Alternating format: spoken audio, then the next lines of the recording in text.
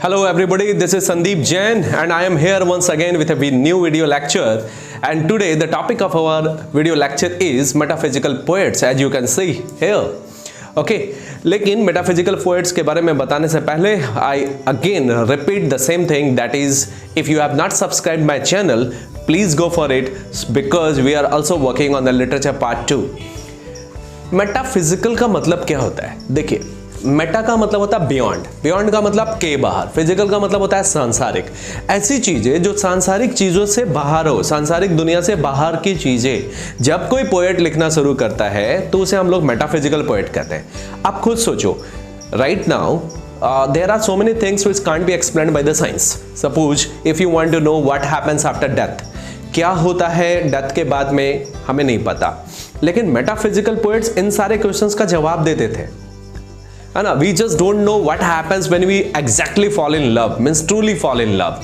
You know what, they have like so much talent that they just used to express all those things in a much better way. जो जवाब हमें science नहीं दे पाता है, जो जवाब हमें बहुत से सोर्सेस से नहीं मिल पाते हैं, इंटरनेट से नहीं मिल पाते हैं, वो सारे जवाब मेटाफिजिकल पोएट्स दिया करते थे। They were really great people and it was said by T.S. Eliot also. उन्होंने भी ये बात कही थी that really metaphysical poets had like a brain that is of next level. एक next level का brain था उनके पास में। आइए देखते हैं उनके बारे में कुछ और जानते हैं। तो they must during 16th and 17th century, after like when the Elizabethan age was about to complete, जब वो पूरा होने वाला था, उस समय इनका इमर्ज हुआ, एक रेस इमर्ज हुआ, मेटाफिजिकल पोएट्स था। और ये जो टर्म है सबसे पहले जॉन ड्राइडन ने दिया था, उन्होंने इसका यूज किया था, सिर्फ मेटाफिजिक्स टर्म का यूज किया था उन्होंने, ओके। और डॉक्टर सैमुअल जॉनसन जो थे, उन्होंने first time metaphysical school of poetry का यूज किया था अपने बुक में, जिसका नाम था lives of most eminent poets, English poets in the chapter. और उसमें एक चैप्टर था अब्राहम कौले नाम का, जहां पे उन्होंने ये बात लिखी है, at the beginning of 17th century के शुरुआत में या 16th सेंचुरी के अंत में, there appeared a race of writers. Race of writers मतलब एक राइटर्स का रेस अपीयर हुआ, okay, that may be termed at metaphysical poets, जिन्हें हम मेटाफिजिकल पोएट्स कह सकते हैं। क्यों हम इन्हें मेटाफिजिकल पोएट्स कह रहे हैं, मैंने आपको बता दिया, because really they were they used to explain the things which are not explained even by us right now. आज भी अगर हम चाहें ऐसी चीज़ों के बारे में एक्सप्लेन करना तो शायद हमारे लिए पॉसिबल नहीं होगा, क्योंकि आप भी नहीं जानते हो कि डेथ के बाद क्या होता है। लेकिन ये सारे पोएट्स ऐसे थे जो ये जवाब देते थे। उनके पोएम्स की जो बात होती थी, डेट वाज रियली आउटस्टैंडिंग। क्यों? क्योंकि आज हम सिर्फ सिमिली और मेटाफर यूज किया करते थे, उन लोग कंसेट यूज किया करते थे, बॉस, कंसेट। और कंसेट क्या होता है? कंसेट एक हाई प्रोफाइल मेटाफर्स होता है, मतलब दो ऐसी चीजों के बारे में कंपैरिजन करना जिसका कोई तुक नहीं बनता, जैसा कि जॉन डॉन ने किया था। उन्होंने सोचिए, दो प्यार करने वाले लोगों को कंपास की तरह ट्रीट किया है, कंपास, जिसमें एक लवर है जो कि स्टैंडकनेंट खड़ा है और दूसरी जो उसके बिलवर्ड है जो उसके चारों ओर घूम रहा है। आप सोचिए, इस तरह का कंपैरिजन हुआ है जो कि रियली आज हम सोच नहीं पाते। नॉर्मली हम लोग इस तरह की चीज सोचते नहीं है, but they used to think about all this things, okay.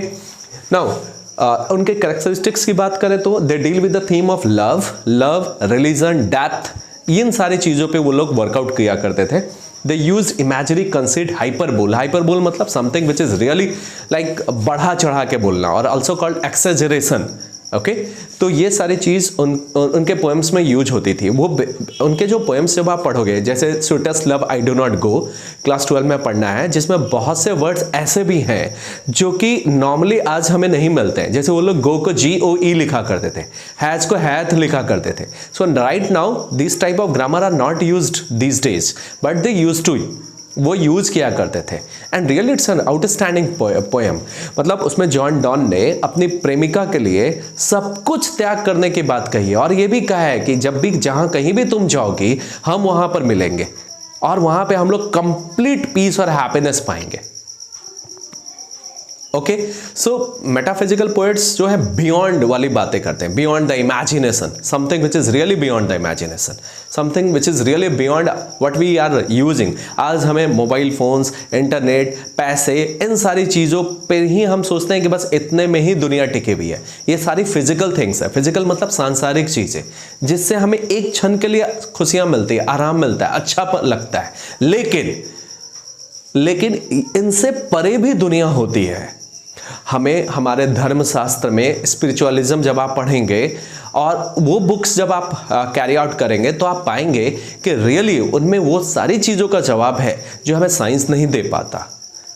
और मेटाफिजिकल पोएट्स ने उसको एक सॉन्ग बनाया, बॉस, एक पोएम्स के रूप में क्रिएट किया है, जो कि रियली मतलब मैं क्या ही कह सकता हूँ, मैं मतलब इसके बारे में मेरे पास शब्द नहीं है बताने के लिए।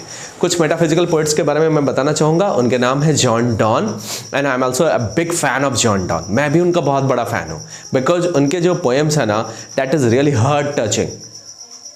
आप खुद सोचो, अगर मैं आपसे पूछूँ लाइफ अच्छा है या डेथ अच्छा है, तो आपके दिमाग में बस यही आएगा कि लाइफ अच्छा होता है, पर ऐसा नहीं है। उन्होंने ये प्रूव किया है कि डेथ भी अच्छा हो सकता है। डेथ बी नॉट प्राउड, ए मृत्यु तू जरा घमंड ना कर। सोचिए, जैसे जब आप लाइफ जीते हो तो आपके साथ कितना होता है, लड़ाई झगड़ा, मारपीट, आपको अच्छा लगता है ये सारी चीज़ें, मतलब बहुत सारी चीज़ें, पैसे, खुशियाँ, ये सारी चीज़ें देखते हैं। लेकिन डेथ जो है, that is the ultimate truth, वो सबके साथ एक साथ बिहेव करती है, चाहे वो अमीर हो चाहे वो गरीब हो। लेकिन जब तक हमारा जीवन होता है हम लाइफ में डिस्क्रिमिनेट करते हैं, लेकिन डेथ क्या कभी डिस्क्रिमिनेट की है? नहीं, सबको एक समान ट्रीटमेंट करती है वो। Okay, so George Herbert was also a religious poet. He had written a very nice poem, that is Love.